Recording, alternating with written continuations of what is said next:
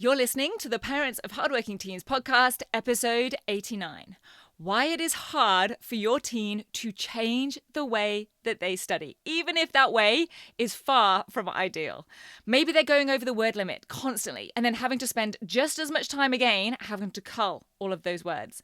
Maybe they are leaving things to the last minute and being in a state of stress and panic, up late trying to finish their task. Maybe they spend lots of time copying out heaps of study notes, doing tons and tons of research, knowing that this probably isn't the most efficient or effective way to do things, but they're still doing it anyway. If your teen's doing any of this or something else that you know and you can see is probably not the best way to be doing things, but they just can't seem to change, then this episode is for you.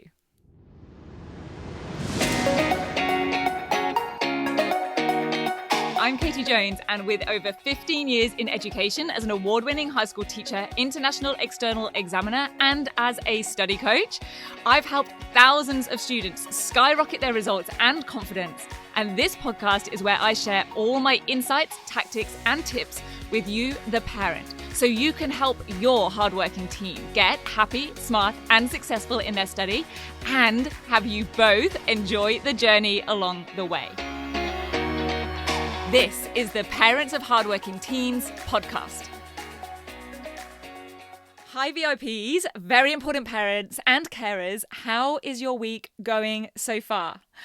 I feel like it's that time of the term where things are starting to feel a little bit heavy. We're not close enough to the finish line for Easter yet, but we're also way past that flurry and excitement of the start of the year and that early time when the weeks just seem to be whizzing by. Plus, I have just mapped out the whole rest of the year for Rock Solid Study, exactly what events I'm going to be running and when, what they're going to look like. And that, of course, has a mix of excitement, but also, just like your teen probably feels when they see all of their assessments mapped out, maybe a little bit daunting, and just having that feeling of, okay, there is a lot of work to be done here. So if you or your teen is feeling anything like that, then I can totally relate right now. I'm having to remind myself to follow all of my own advice and systems of chunking everything down, scheduling outcomes, and definitely trying to find the most effective way to do things to create the best outcomes for everyone. And I have to say, I do really enjoy that as a challenge in general, but it's not always easy to do. Definitely easy to say. It's a bit like the work smarter, not harder thing, but it's not always easy to do. Sometimes we might even know that there is a better way to do something, but we just like to do it our way, right? It's sometimes a little bit weird how that happens, and I do see it happening a lot for students. They've been perhaps told or shown or have even tried something out that is objectively a better way to do the thing, but it's just really hard to stick to it. We fall into our previous habits. And I'm not going to get into the psychology of habits, things like, you have to stick to something for X number of days for it to really stick, or what the neural pathways are. What I want to share today are my thoughts and experiences around some of the habits that I see keeping students struggling in their study or having a study life that just isn't as good as it could be, and why I think that is happening. And overall, when it comes to study, I've distilled all of these experiences down to three main reasons why students are sticking with subpar, let's call them, strategies, even when they sometimes know they're not that great.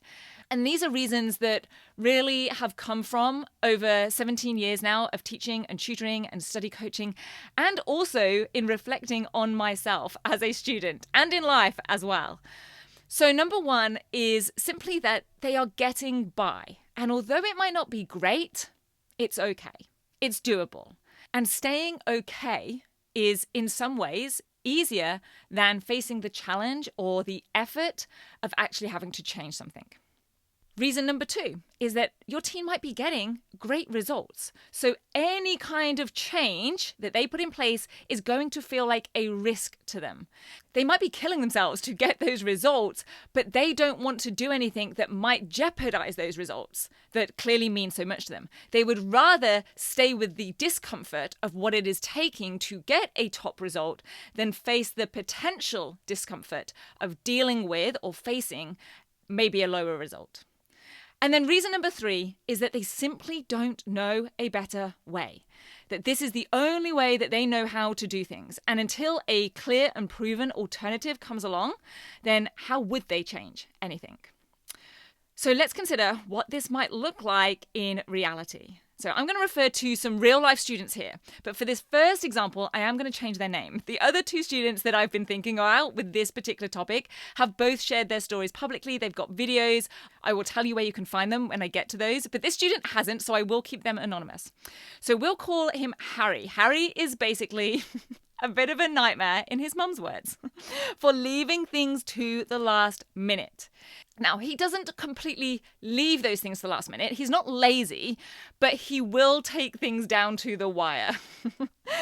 I do know this drives his mum mad, and he also has a little bit of a reputation with his teachers and with me of literally uploading a submission at the very last minute.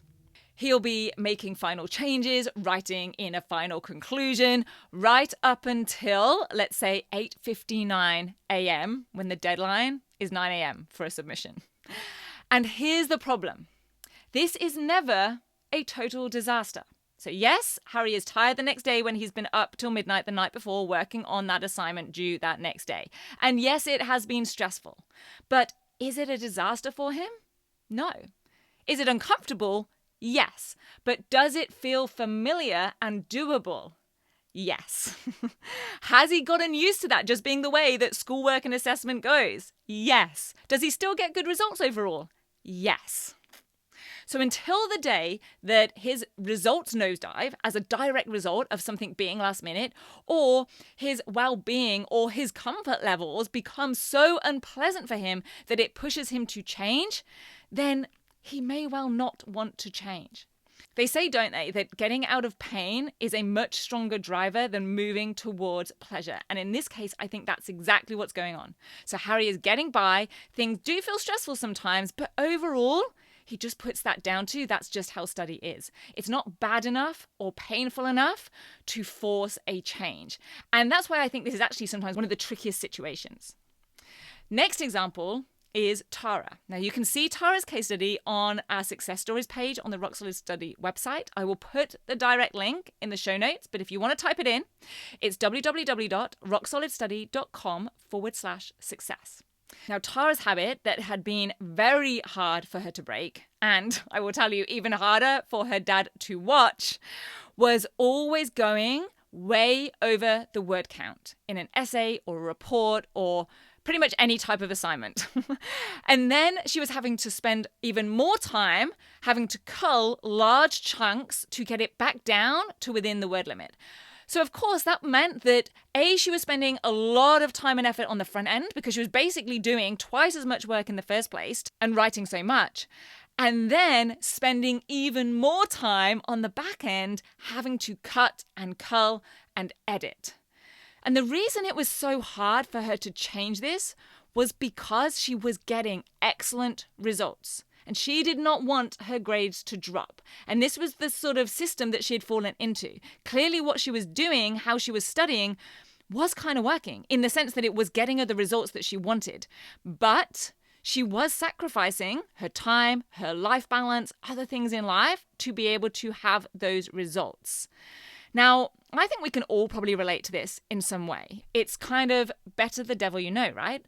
And basically, changing anything, therefore, felt like a big risk to her. And she was willing to sacrifice the other things in life, like life balance, having more free time, because she'd never really had those. She'd sort of fallen into this way of working. And this was the only way that she knew how to get these grades. It's the only way she'd ever done it. And that brings us to the third reason, not knowing a better way. This was Jess. Again, her story is on the success page of the Rock Solid Study website if you want to go and see more of her experience. But her specific habit that her mum really wanted her to break. Interesting, isn't it? How it's often the parents that want students to break these habits because, like I said, they almost feel like it's safe and it's the only way that they know how. But Jess's mum would call her notes War and Peace. She was writing out tons and tons and tons of study notes.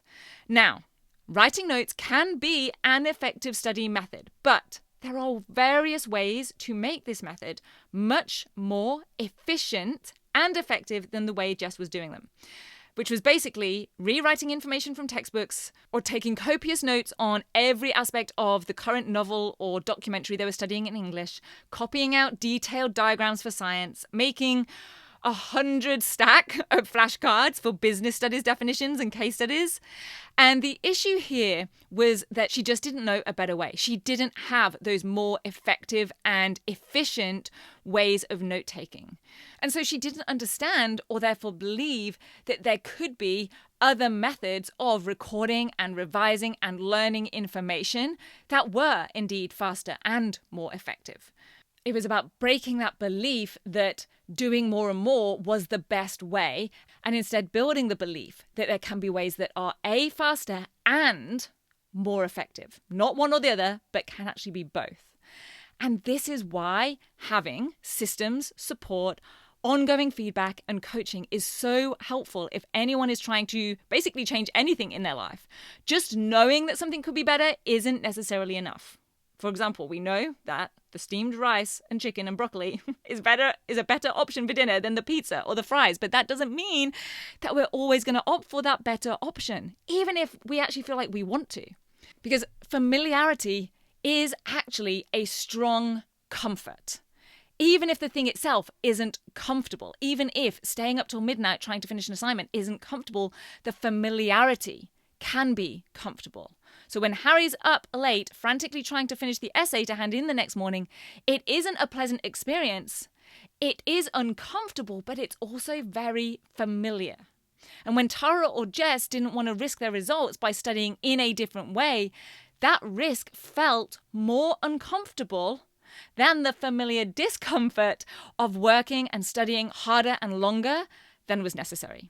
And on the flip side, if things were so terrible, for example, their results were so disappointing that they were willing to try anything, or that the lack of sleep or the amount of stress for Harry was so awful that there was no other option than to change, then things would be different. It's very easy to make a change when you've kind of got nothing to lose, like anything is better than this. But when things are okay or even good, then we feel like we're risking something. And in order to want to or be willing to make a change and stick to that change, we have to know that we aren't risking anything. We're actually moving towards something that's even better. We need to know that we are not stabbing around in the dark, hoping that this new thing or this new system or this new way of working actually works. We need, therefore, proven systems to make sure the things that we are trying to avoid don't happen. And make sure that the discomfort of trying something new or doing something different absolutely pays off.